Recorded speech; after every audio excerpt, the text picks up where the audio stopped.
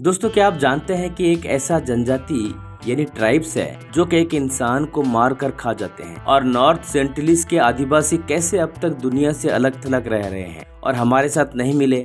और एक ऐसी जनजाति है कि 2000 साल पुराना है। क्या आप जानते हैं कि आज भी ऐसे ट्राइब्स हैं जो कि अपने जिस्म में एक भी कपड़े नहीं रखते, मतलब कि वो नंगे रहते हैं। दोस्तों, जैसे जैसे इंसान ने आधुनिकीकरण का दामन थामा, वैसे वैसे उसने जंगलों से लेकर अन्य प्राकृतिक चीजों को नष्ट कर दिए। इंसान अक्सर शहर के चक्कर में भूल जाता है कि गांव या वनवासी भी इंसान ही है और उन्हें अपने अनुसार जीने का हक है। शहर ने गांव को भी शहर बना दिया और वहां रहने वाले लोग भी शहर के ही हो गए। पर दुनिया में कुछ ऐसी जनजातियां भी हैं जिन्होंने खुद को शहर और आधुनिकता से दूर रखा है। इस वजह से उनके रीति रिवाज बचे हैं, पर वह दुनिया से पूरी तरह कटे हैं। उन्हें ना ही सरहदों का पता है और ना ही उन्हें ये मालूम है कि आधुनिक इंसान कैसे रहता है। तो दोस्तों, आज हम आपको दुनिया के 5 सबसे अलग थलग रहने वाली जनजातियों के बारे में बताने जा रहे हैं, जिसके बारे में आप सुनकर चौंक जाएंगे। दोस्तों, अगर आप हमारे चैनल पर नए हैं तो चैनल को सब्सक्राइब करके बेल नोटिफिकेशन को ऑन जरूर कर लेना। तो चलिए शुरू करते हैं।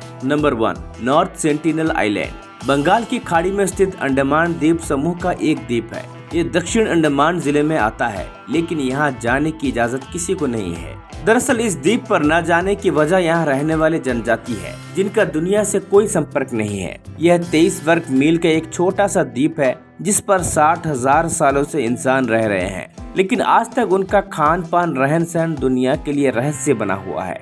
यह द्वीप अंडमान निकोबार द्वीप समूह की राजधानी पोर्ट ब्लेयर से महज 50 किलोमीटर दूरी पर है। इस पर सेंटिनली जनजाति रहती है और इन्होंने आज तक किसी भी बाहरी हमले का सामना नहीं किया है। इन लोगों का कद कम होता है। रिसर्च में हुई कार्बन डेटिंग के जरिए पता चला कि यह जनजाति 2000 से यहाँ रह रही है। नॉर्थ सेंटिनल द्वीप पर कोई भी बाहरी इंसान नहीं जा सकता है। भारत सरकार ने यहाँ की जनजातियों को संरक्षित रखने के लिए अंडमान और निकोबार द्वीप समूह विनियमन 1956 जारी किया हुआ है। प्रशासन से अलग किसी का भी प्रवेश यहाँ पर बैन है। माना जाता है कि यहाँ रहने वाले लोग परदेशियों के साथ शत्रुतापूर्ण व्यवहार करते हैं।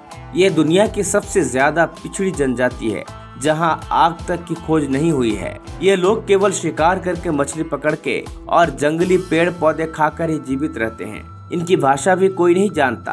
दोस्तों, इनकी जनसंख्या का भारत सरकार को भी नहीं पता, पर सैटेलाइट के माध्यम से इनकी जनसंख्या का अनुमान लगाया गया है, जो सन 1900 में 1000 से घटकर अब 100 से 200 के करीब हो चुकी है। अब आते हैं इस जनजाति से मिलने की कोशिश में हुए अभियान के बारे में। दोस्तों, साल 1880 जनवरी के महीने में अस्त्र शस्त्र के साथ ब्रिटिश अभियान दल इस टापू पर गए, जिसे 20 साल के स्थानीय औपनिवेशिक प्रशासक मॉरिस मिडाल पोर्टमैन के नेतृत्व में किया गया। इस दल का काम था कि वहां से एक व्यक्ति का अपहरण करके उसे लाना और उसके साथ अच्छे से व्यवहार करना, उसे तोहफे देना और उनसे किसी तरह दोस्ती करके उसे वापस भेज देना। यह इसलिए जरूरी था क्योंकि उनकी भाषा की जानकारी किसी को भी नहीं मालूम थी और आज 100 साल बाद भी नहीं है। यह जनजाति को जैसे ही किसी के आने का आभास होता था, ये जंगलों में कई किलोमीटर अंदर छुप जाते थे। इसलिए कई दिनों तक अभियान दल ने किसी को नहीं पकड़ सका।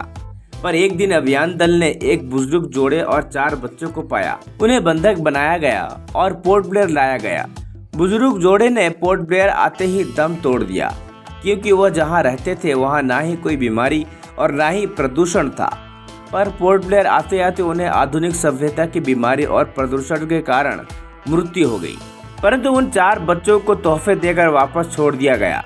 इस घटना के बाद ब्रिटिश सरकार ने सेंटिनली लोगों से संपर्क करना बंद कर दिया, इसलिए कि कहीं वो सारे लोग कोई बीमारी से ग्रस्त होकर मर न जाएं और उनके बार बार जाने से वहां कोई संक्रमण के कीटाणु न पहुंच जाएं। दोस्तों, इन सेंटिनलीज लोगों से भारत सरकार ने बार बार राब्ता करने की कोशिश की, लेकिन ये लोग मिलना नहीं चाहते थे।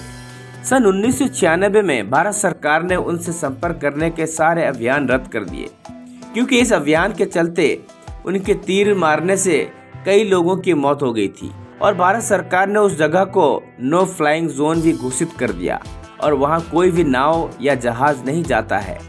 पर भारत सरकार अभी भी उन पर सैटेलाइट के द्वारा नजर रखती है। नंबर 2, कोरई जनजाति।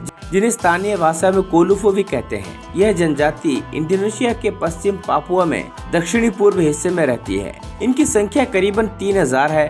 इस प्रजातियों को खुद के अलावा किसी भी लोगों के अस्तित्व के बारे में नहीं पता था। सन 1970 में पहली बार बाहरी लोगों ने उनसे संपर्क किया। इन लोगों की भाषा भी कोई नहीं जानता था, क्योंकि इन लोगों की भाषा भी इनकी जगह तक ही सीमित है। इनकी भाषा को कोरवाई लैंग्वेज का नाम दिया गया है। दोस्तों, कोरवाई लोग पेड़ पर झोपड़े बनाकर रहते हैं।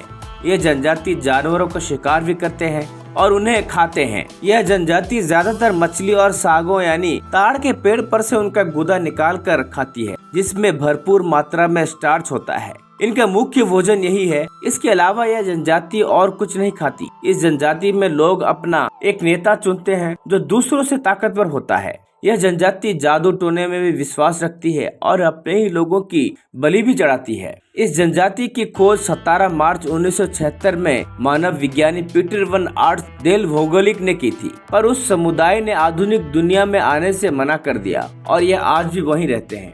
नंबर 3, सुरमा जनजाति। दोस्तों, सूडान, दक्षिणी सूडान और दक्षिण पश्चिम इथियोपिया सुरमा जनजाति के लोग रहते हैं। ये लोग भी दुनिया से कोई संपर्क रखना पसंद नहीं करते हैं। ये लोग अपनी अजीब शारीरिक विशेषताओं के लिए जाने जाते हैं। इनमें और अन्य अलग थलग लोगों में एक अंतर है। दरअसल ये लोग आधुनिक हथियारों का उपयोग करते हैं। इनके पास AK-47 जैसे आधुनिक हथियार होते हैं। इस जनजाति का मुख्य काम जानवर चराना है। इस जनजाति में जिसके पास जितने ज्यादा जानवर वह उतना ज्यादा अमीर कहलाता है।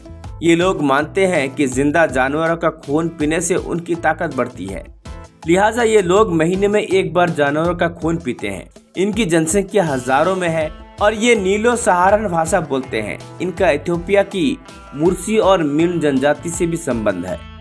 नंबर 4, मैक्सी हेटिटेमा। इस जनजाति ने अपने आप को पूरी तरह अलग थलग कर लिया था। माना जाता है कि इनकी कुल आबादी 100 लोगों से ज्यादा है। साल 2016 में कुछ एरियल फुटेज ली गई थी, जिससे ये पता चला था कि ये लोग संख्या में बढ़ रहे हैं। ये पूरी तरह समाज से कटे हैं। हालांकि गैर कानूनी तरह से सोने की माइनिंग करना इस जनजाति और उनके घर के लिए खतरनाक है। ये जनजाति आजकल के आधुनिकीकरण और पश्चिमीकरण से प्रभावित नहीं होते, बल्कि यह अपनी संस्कृति व परंपराओं का अनुपालन करते हैं। यही वजह है कि यह जनजाति अपने ही तरीके से रहना पसंद करते हैं। इस जनजाति में अंतिम संस्कार करने का तरीका बड़ा ही अजीबोगरीब है। एंडो कैनिबलवाद कहे जाने वाले इस परंपरा के अंतर्गत यह जनजाति अपनी ही जनजाति के मृतकों के मांस खाने की अनोखी प्रथा है, यानी कि ये लोग अपने ही मरे हुए लोगों के मांस को खाते हैं। इस तरह उनका अंतिम संस्कार होता है। नंबर 5, आयोरियो जनजाति। पैराग्वे में रहने वाले इस जनजाति को अमेज़न बेसिन के बाहर रहने वाली आखिरी ऐसी जनजाति माना जाता है जिससे कोई संपर्क नहीं है। हालांकि इनके इलाके में भी तेजी से पेड़ काटे जा रहे हैं और इनसे इनका घर छीना जा रहा है। साल 2004 में इस जनजाति के लोगों से सबसे पहले बाहरी दुनिया से तब संपर्क किया जब इनके घर पर बुलडोजर चलाए जा रहे थे और ये जान बचाने के लिए वहाँ से भाग रहे थे। तो दोस्तों, यह थी वह 5 जनजाति जो आधुनिक सभ्यता से कट कर रहती है। अगर आपको वीडियो अच्छा लगा तो हमारे चैनल को सब्सक्राइब कर लीजिए और इसी तरह इस वीडियो को ज्यादा से ज्यादा अपने दोस्तों के साथ शेयर कीजिए। चलिए अगली वीडियो में मिलते हैं। धन्यवाद।